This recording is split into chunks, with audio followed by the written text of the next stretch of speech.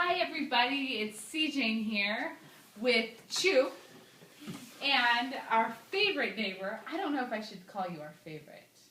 Yeah, you should. I do have a lot of really great neighbors. No, you should. Okay, our favorite neighbor, David Atchison, who lives up the street from us and is a good friend. Great. And a member of our community. Great. And serves in many capacities. The thing is, helps the community. Yes, in many capacities, right? The three of us could sit and talk all night long, and we have. Often do. We do it Yeah. until 1 in the morning sometimes. It is fun. We do, and we were just talking because I have to call you Brother Atchison.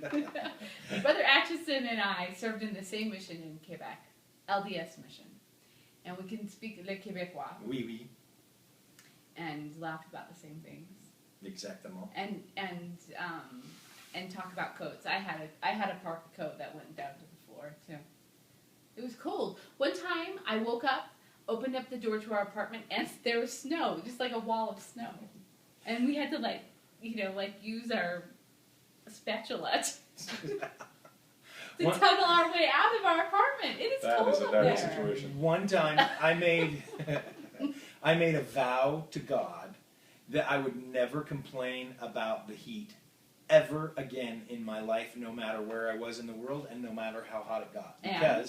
And I still haven't, because it was negative 50, negative 60 with the wind chill. I remember one night, like at Christmas Eve, it was negative 80. Oh my God. And at the Basilica, remember the Basilica there in Montreal? Sure, yeah. And so, yeah, I remember I made that vow because I was waiting for the bus and standing there with my grocery bags. We'd just been shopping.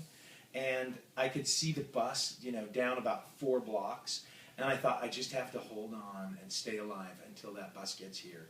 And it was like an eternity for the bus to get there. And that's during that 4-block period is when I made a vow. And I said, I will never, if I live to get on the bus, I promise I will never complain about heat again, ever. And you haven't. I haven't. Except the caveat was I can complain about humidity. Yeah, which is also bad. Yeah. I hate to tell this story, but I have to. No, I have to. Yeah. Okay, I'm sorry, but How one much do you night, hate to tell my us? companion and I, we were walking out to the parking lot, and there was like this little, when they shovel the snow, and there was like this drift, right? What do you call that? Like when they put all the snow, it's all packed into one place. Snow drift. Okay, fine. And the elders dared us to slide down it. So my companion and I go slide down it, and I was laughing so hard. Oh my gosh. I was laughing so hard. I lost bladder control, and I peed my pants. And it was so cold. It was frozen to me. True. I believe it. You do believe it? Yes. That's how cold it is. Do you feel bad for us? Oh, you had a cold mission too. I won't tell any stories. Okay, all right. Well, the reason why we have Brother Atchison here today is because he is putting on this amazingly unique and brilliant, may I say. I agree. Community activity for anybody, actually. You don't even have to live here in Provo. You could fly from anywhere to come and be a part of All Things Austin. That's what it's called. And so we brought him here so he could tell us a little more about that. So first of all, I want you to tell them about how you got rights to the movie and so from the beginning is that a few years ago I was laid up in bed for about 6 weeks straight and just needed to stay down and rest, and we pulled a little teeny TV into our bedroom. My wife's Barbara pulled a little teeny TV in there and a VHR. Right, that's what we call them, right, when you put the tape in. So pulled a VHR in there, and we had the boxed set of the VHS of Pride and Prejudice, done by the BBC in 1995, that stars Colin Firth and Jennifer Ely. And so, you like Colin Firth? Yeah. So, and it's an amazing production. It is an amazing production, and it has stood the test of time. It sure has. And so, I mean, the production values were amazing. The costumes are great. The cinematography, the kind of the veracity of it, right? It really is true to the spirit of what Jane Austen was writing.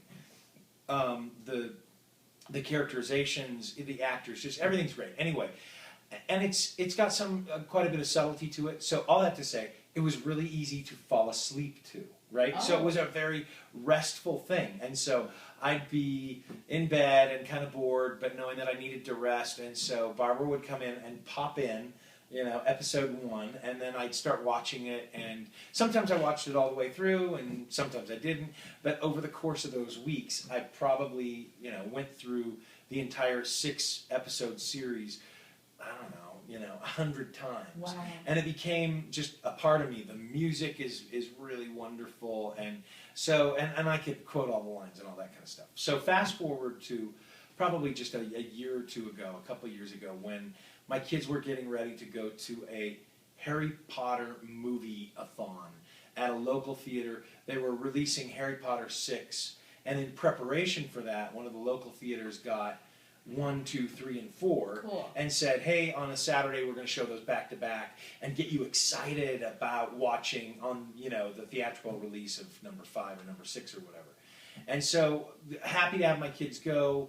I've seen all the Harry Potter movies once, and that was great. Didn't need to see them all again or in a marathon fashion.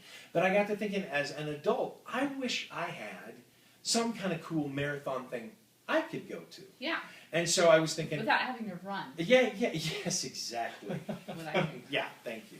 And so I think to myself, what would, if I could go to something that was, a marathon thing, I would go, what would I want to see back to back? And I thought, that's an easy one.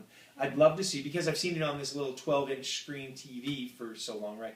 I'd love to see Pride and Prejudice, the BBC version. I'd like to see all 6 episodes, back to back, big, huge screen, in a dark theater, right, in a comfortable seat, with my friends, and just have a great, and just immerse myself, disappear into this experience. Yes.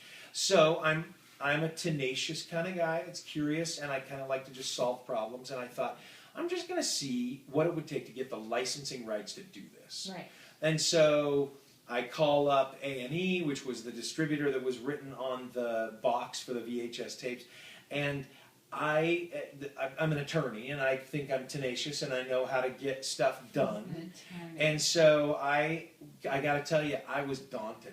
It was a 9-month process for me going back and forth and trying to find stuff in the U.S., and they kept saying no, and I had to go across the ocean, right, and making phone calls and emails over to London, trying to get through the BBC morass, and the BBC doesn't really license it anymore. They've outsourced it to some small company, and to find the right guy in the right little cubbyhole, right, I found him and was able to secure the rights to do it. And this event that I'm putting on is the first time in the world that we get to see Pride and Prejudice on the big screen. And it's coming here. Yeah, and it's Provo. here in Provo. And I love Provo. I'm dedicated to Provo. I'm a community leader and love to do.